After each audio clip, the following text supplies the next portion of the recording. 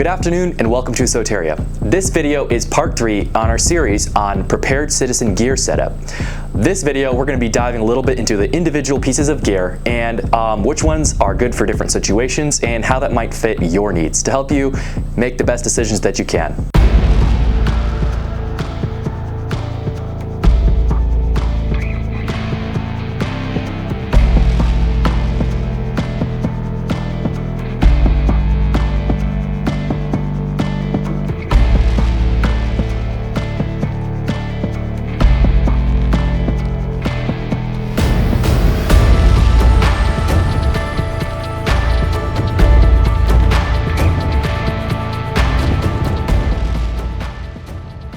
All right, and then now we're getting into everyone's favorite part, which is the gear itself. How to choose some of your different options for gear and kind of how we have things set up for our own specific mission.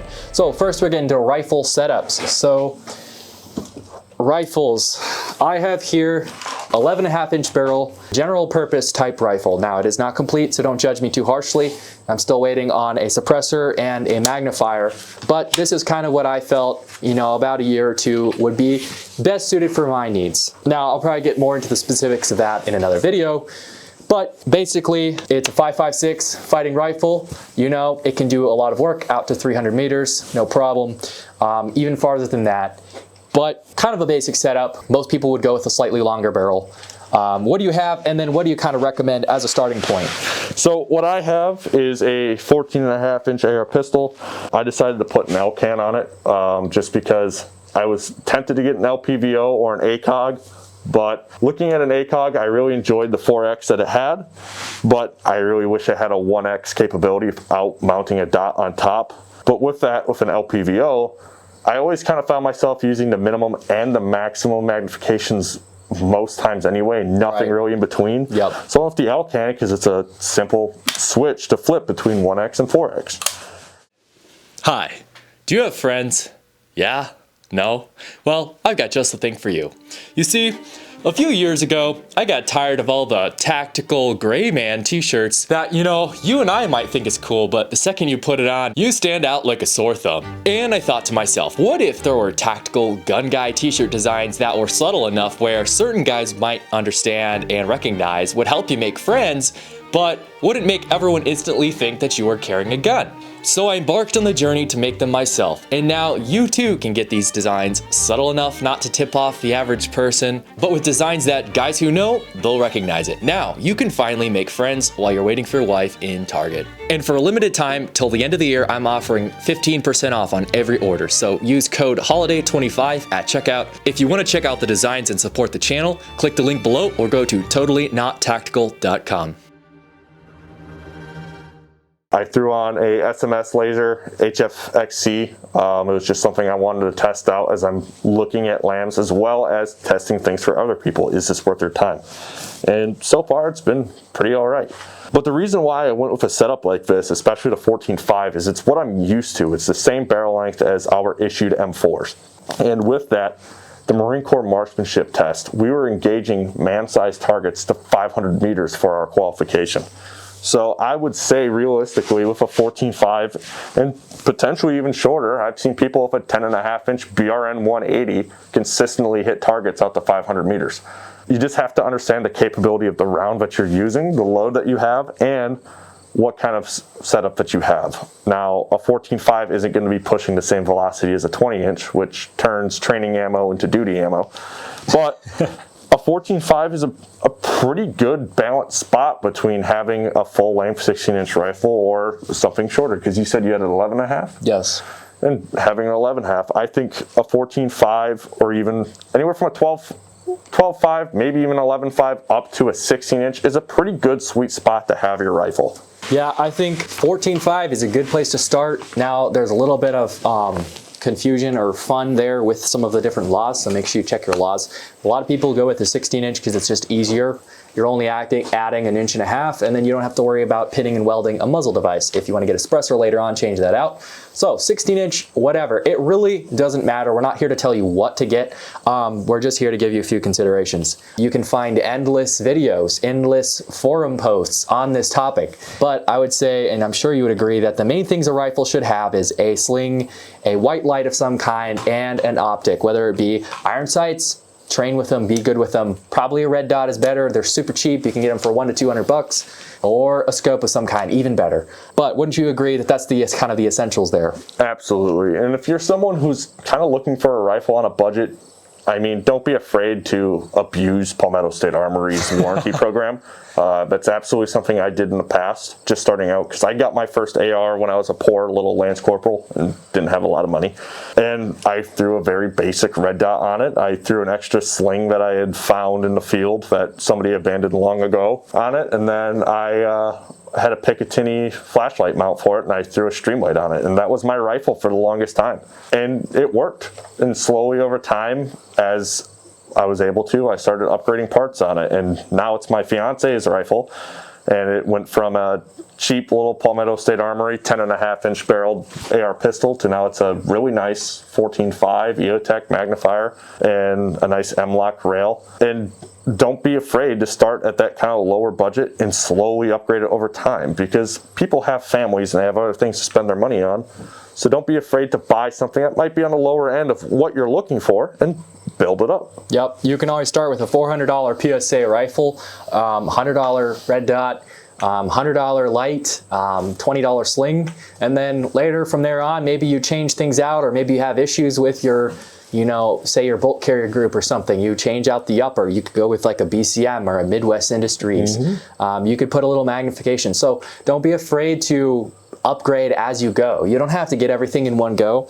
You don't have to have your dream rifle today, because at the end of the day, we all have priorities and we all have families. We have things that we have to do. And as long as society is intact, we have duties and responsibilities. So, but I have to make sure that I prioritize the right responsibilities and not make this prepping Minuteman stuff an obsession to the point where it ruins my personal finances, if that makes sense. So. Now going into packs. Now there's a couple different philosophies there. You've got usually an assault pack, which is kind of a one-day type thing. You've usually got a multi-day pack, which is a 2 to 3 day type thing. So you're gonna look at maybe 20 to 40 liters in there somewhere. And then you've got your ruck, which a ruck is usually extended sustainment, 3 days or more. And that's gonna be probably 50 liters to 70, 80, 90 liters, whatever. What would you recommend in terms of packs? In terms of packs, what I did specifically, just because I'm super used to them, is I purchased surplus Marine Corps Philby packs. And that would be like a 3-day type pack, right? Yep, so they call it the day pack or the assault pack, but it's really a 3-day pack that you can fit everything onto, as well as adding pouches to the outside of it. It's done great for me on basic field trainings that I've done, as well as a little bit longer sustainment. But on top of that, the actual main pack itself, which I believe is about 85 liters, has the system and quips on it to clip that day pack on top of that sustainment pack, that main pack. So it really extends your range of sustainment into longer operations, and it's been great. It's an external frame pack. You can get them for relatively cheap in terms of packs, and of course it's not going to be as cool as like your Mystery Ranch packs and stuff like that, and they typically only come in Coyote Brown, but that's what spray paint's for.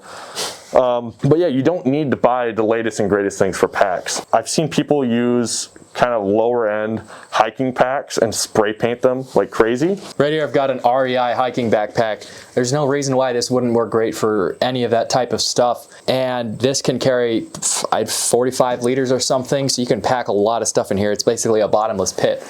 And you know, if you already have a pack, you can always put scrim over it if you're doing camo stuff in the woods, right? And then you could even start with, maybe you're more in an urban type setting, right? And maybe you have looked at it and you've thought an overt type assault kit or infantry kit's not really going to be what's best for you.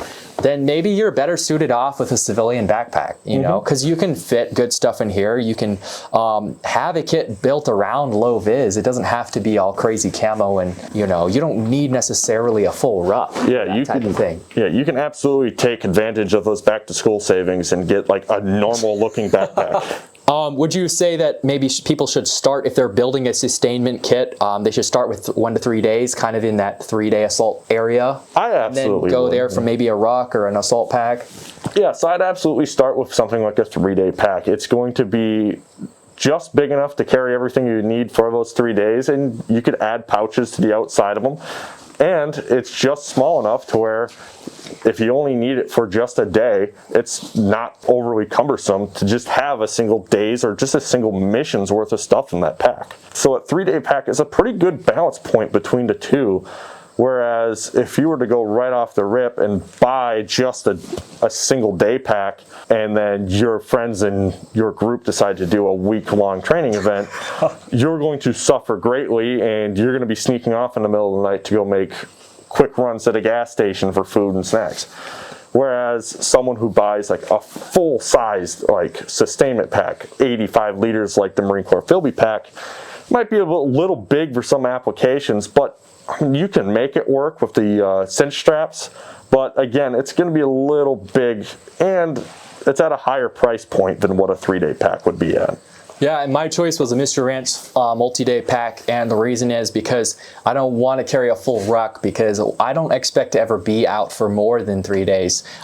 Really, I don't want to be gone away from my family for more than 1 day or 1 night if I don't have to be. So therefore, I'm not going to take too much with me, just enough to get me through that first day or two. And also the other consideration too is I wear armor, and fighting in a pack is already difficult. Fighting in a pack over armor is challenging, and maneuvering and stuff like that. Now, military doctrine will tell you often when you take contact, you're going to dump your ruck because it's going to slow you down. However, if you're a civilian and if you're working alone or with just a couple buddies, if you dump a ruck and you're out in the no man's land, how do you know if you're going to be able to get back to that ruck? You have no idea.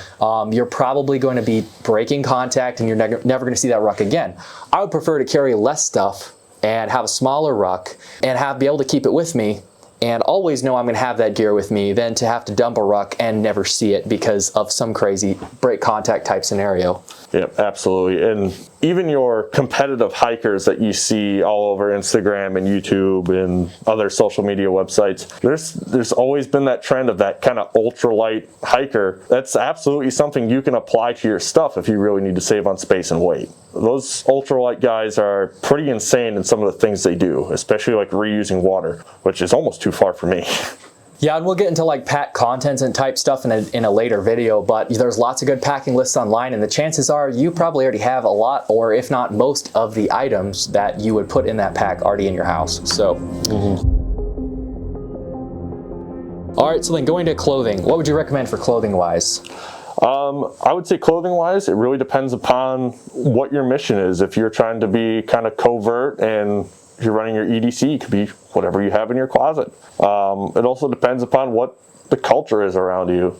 For example, for me, a lot of people wear hunting clothes and like their favorite sports t-shirt to the bar to go watch the Packer game. Right. And you could get away with that wearing camouflage pants. Now, if you're going to be looking at more like camouflage uniforms and whatnot, and we could talk about camouflage in a different video, because that is a rabbit hole that is deeper than anyone would ever expect.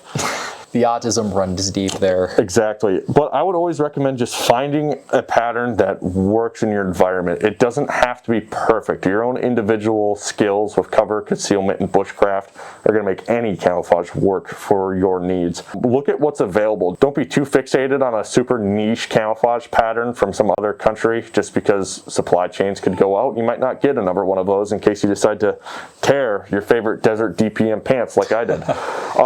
Clothing wise, I would recommend purchasing from a company that is reputable or gets a lot of use. On the lower end of things, if you want like a nicer uniform, like a nice-ish uniform, you could even go to like an airsoft quality uniform, as long as you know how to stitch and repair it. But moving up, look at what companies have like military contracts and make stuff for civilians. Like for example, my top here This is just a true spec M81 shirt, which when I first bought it and I tested it out, it's NIR compliant. It was under, man, I don't even think it was $80 when I bought it.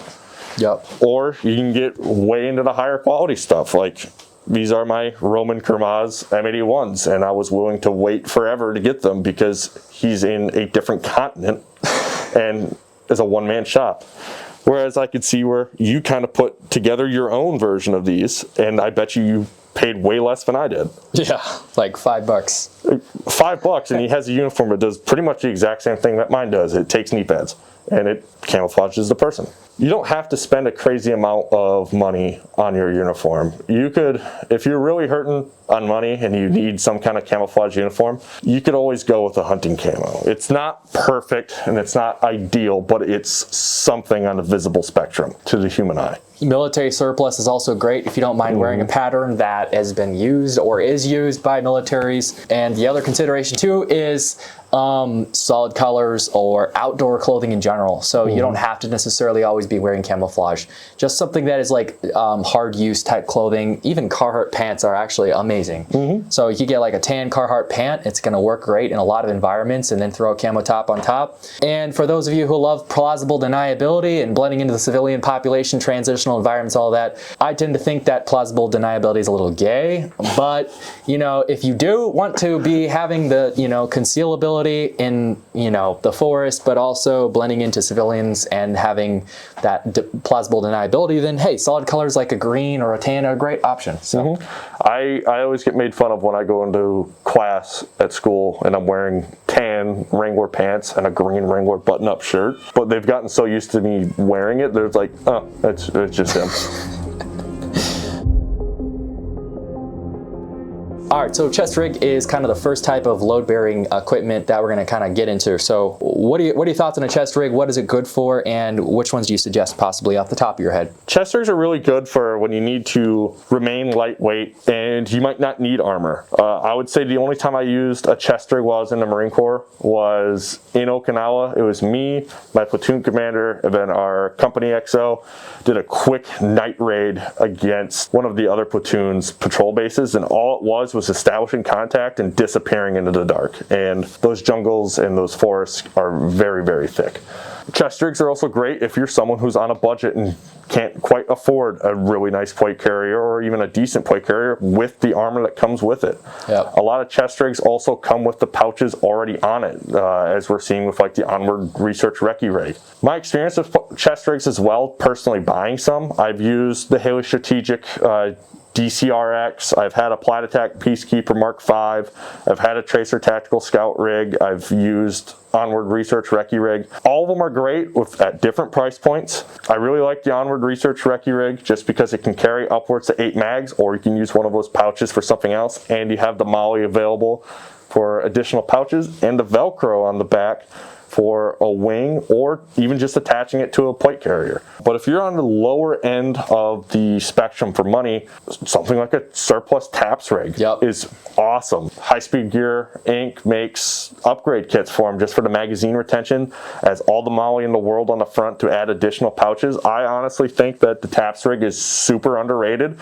And honestly, if I were to get another chest rig, I'd probably just get a TAPS rig and build it out. Yep, and then you can always buy a $20 harness for it, like an H harness from Amazon. Do a little sewing, put that on there instead of that stupid harness that comes with. The X harness. Or sew your own. Other options are Amazon knockoffs of big brands. You know, in the past, people have criticized these a lot, but me and some other guys have tested this stuff. A lot of it is actually NIR compliant now. Some of it is real multicam fabric or whatever you've got. So look at some of these brands like Krydex. Some of these different brands are actually pretty decent and hold up very well actually through a lot of kind of hard use. You see guys in Ukraine even using a lot of this stuff. So you've got surplus, you've got Amazon, and then what else do you got there? Oh, I guess Chinese knockoffs too, like Shekin. Even the Shekin. There's Temu stuff. If you dare, you know, if you dare, you can try the Temu stuff. And then you also have a good option is, well, obviously there's the Mayflower chest rigs, which are really good. Those are fantastic. There's also a knockoff of the Mayflower chest rig, which is only $80. which is kind of cool because you can try that out, see if you like it, and then if you don't like it, or if you do upgrade to the real thing, you can always set that aside as a kit to kind of give like that give to the neighbor kit. So a lot of options there. What about plate carriers, and what do you kind of have your plate carriers set up as? For plate carriers, I'm currently running the Faro Concepts FCPC. I have it set up very similar to how I had my plate carrier towards the end of my time in the Marine Corps. I've got 6 mags on the front. I've recently added a Juggernaut mount for my phone because I like to run ATAC a lot.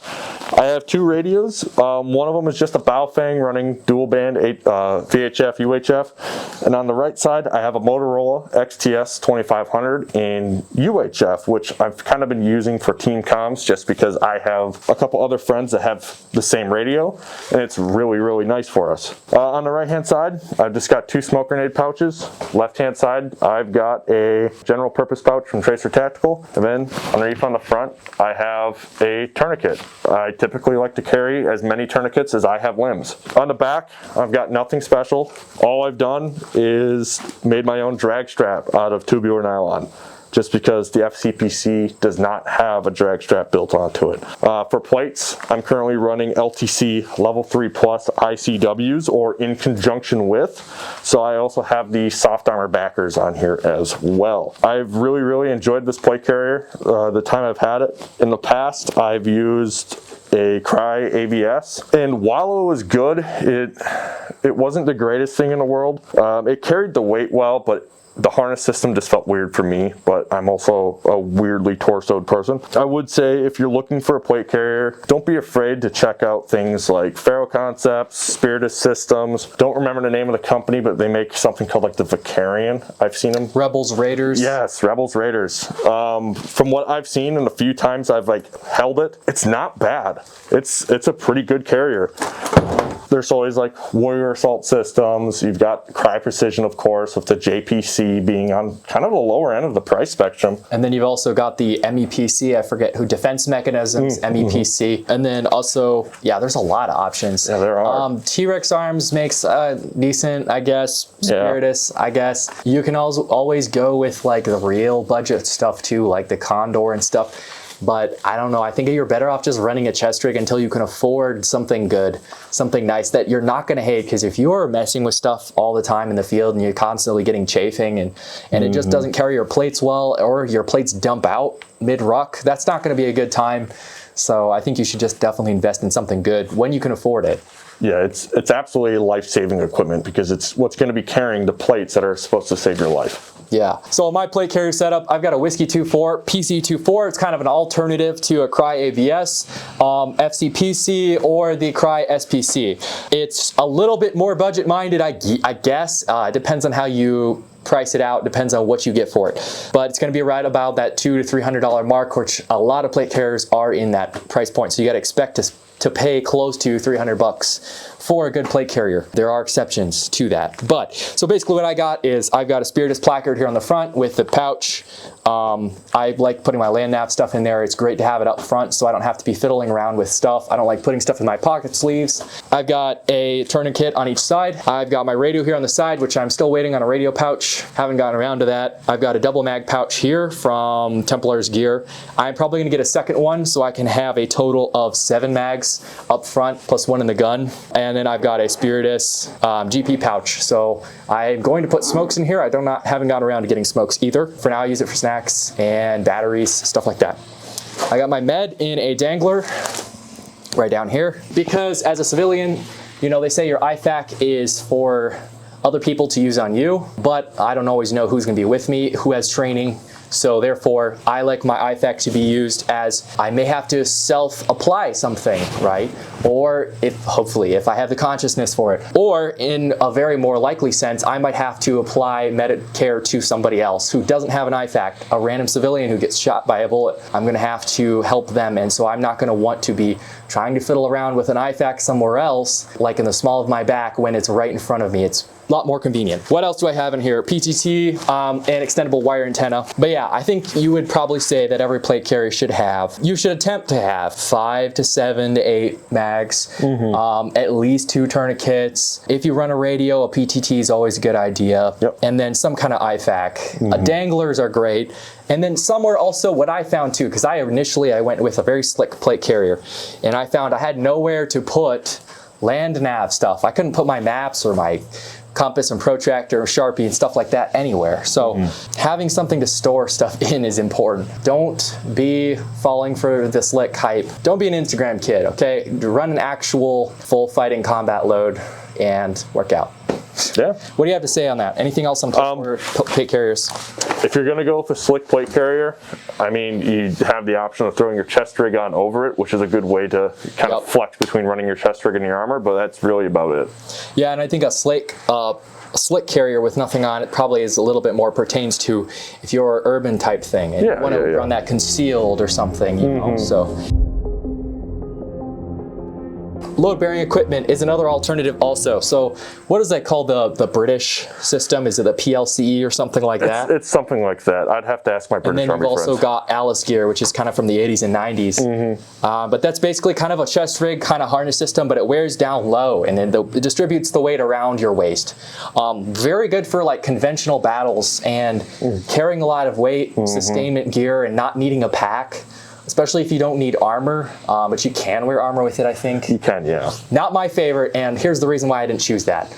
Great for carrying a lot of weight, but it sucks to operate out of a vehicle because you got everything around your waist. So when you get in the vehicle, you really have nowhere to move. It kind of just gets in the way. So that's why I like having everything up on my chest, because I want to operate out of a vehicle and buildings, because that's where me and my family spend most time. What do you have to say about LBE? No, I would totally agree.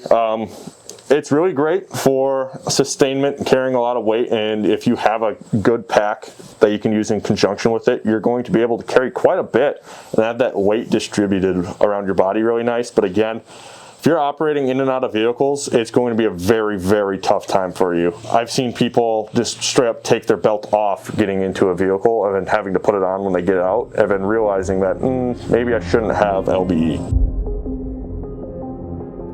Yeah, and then going into that, battle belts. What do you have to say on battle belts, and what do you got for your setup? I don't have my battle belt right here. I rarely use it for the reasons we just mentioned. Yep, I typically run a belt just because that's where I put my IFAK and some spare mags as well. So on the right side here, I have my Glock, but I have it on QLS system, so if I'm running a different pistol, I can swap it out. Or say one day I decide to get a 320 or a standalone grenade launcher, I can get a holster adapter for that as well.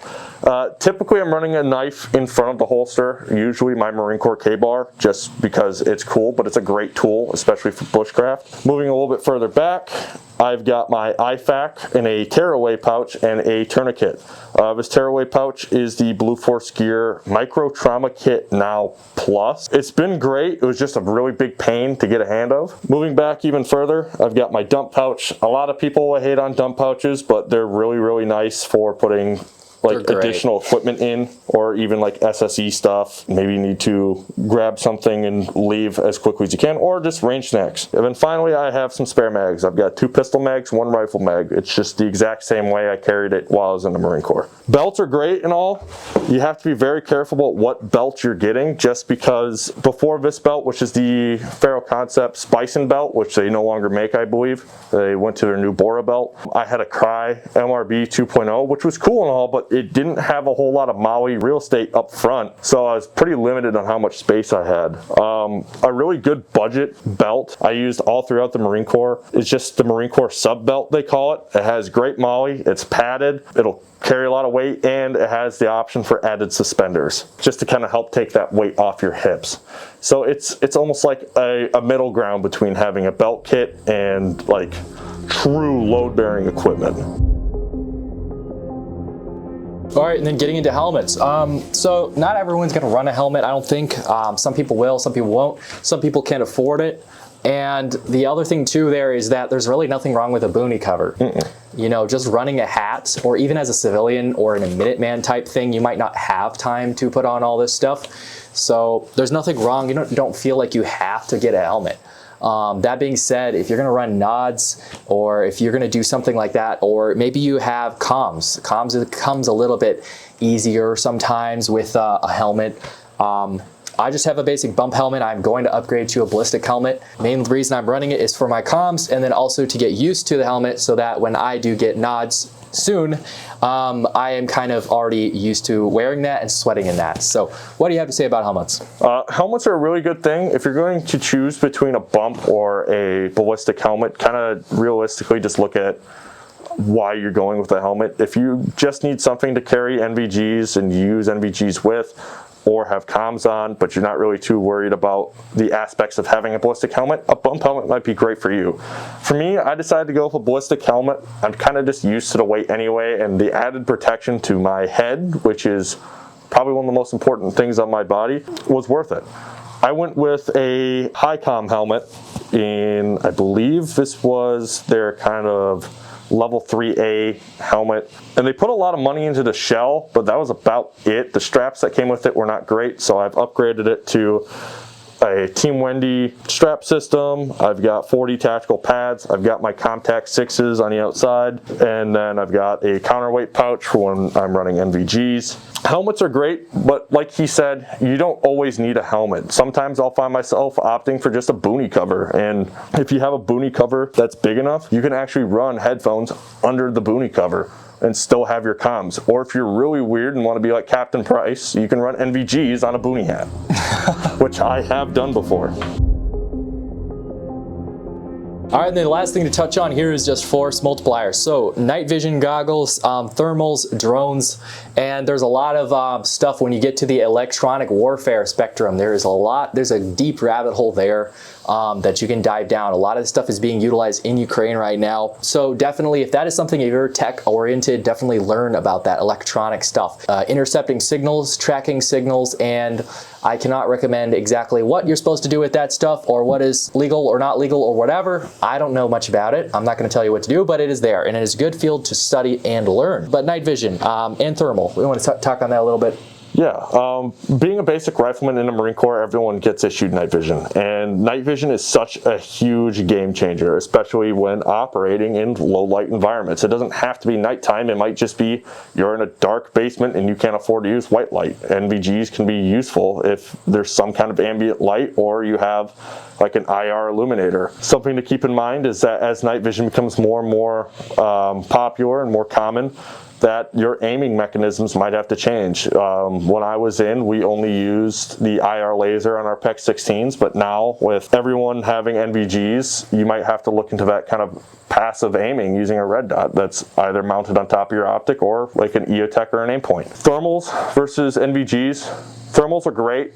You're going to be able to spot targets as long as the temperature is good, which for the most part it typically is. The human body is very, very warm as compared to the surrounding environment. We're seeing a lot of use of them out in Ukraine, heavily by both sides. They are such a massive force multiplier, it's not even funny. You're going to have that capability of being able to spot and possibly identify targets from a pretty extended range. I remember doing a force-on-force event not too long ago where if we would have had that thermal capability, we would have been able to spot OP4's observation post from roughly 700 meters out. But NVGs are also going to be very, very useful in navigating in dark environments as compared to a thermal. You're going to have that higher level of detail. Drones, we won't really hit drones too much in this video, just if you have that kind of interest, I heavily recommend looking into it. It's a huge force multiplier in observation and, as we're seeing in Ukraine, anti-armor and anti-personnel. But again, we won't touch on it much further than that.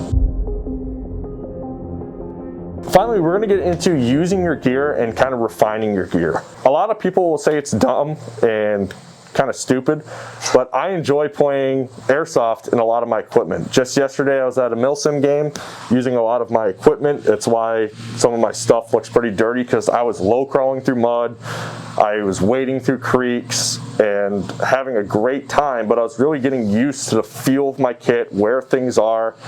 I had the ability to use smoke grenades to help assault positions, airsoft frag grenades, deploying those, ensuring there's cover and security while I'm using it.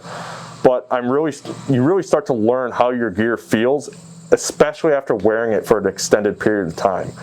I think in total yesterday during that entire event, and it's a smaller milsim game, we moved probably about 8 miles worth of short sprints, dives, covers, like crawling, and all that. And I can tell you now, with just my kit alone, I'm like, my body is feeling it and I need the rest, but it's good to know what kind of limit I have with my own kit and how I can build upon it. Other ways to do it is find a group of friends, go out and practice these things. Even if it's just basic patrolling in your kit, you could even just wear it around the house for when you're dry firing or just getting used to the weight on how stupid and how memey it is. It's absolutely something you can do to get used to your kit. Something I used to make my guys do as like a weekly skill test is blindfold themselves and close their eyes and be able to find everything in their kit and be able to reach it without looking. It's that kit familiarity that's huge. If you don't know where something is on your kit and you're just pulling everything out when you need it, you're going to be a huge detriment to your team. And finally, something that I recently started doing is I'll just take everything off my plate carrier and keep the plates in, and I'll just go for a run. Kind of get used to having that weight on me while I'm moving. Yeah, absolutely. You can ruck in your gear. Obviously, be aware of other people and how you might be perceived, so don't get yourself shot or arrested or anything stupid. But you can ruck in your kit, private or public land. You can do field training exercises and different training, like you said, patrolling, airsoft. There's a lot of different ways to test and use and train in your kit. Working out, sprinting 100 meters in your kit is probably a good thing to do. But I guess as we close, the biggest thing that you should probably take away is whatever you have, you need to train in it. Whether you have just a JanSport and a Glock 19, or you've got, a full $10,000 type, loadout, all the latest and greatest stuff, whatever you have, you should train in it and you should practice, because you don't want to be caught unprepared. So again, this video is kind of just to give you a broad overview of some of different directions you can go with your kit. We're probably going to do a few more things like this to kind of give you a little bit more idea of some of the different disciplines and some of the different areas that you could head. Thanks for watching and have a great day.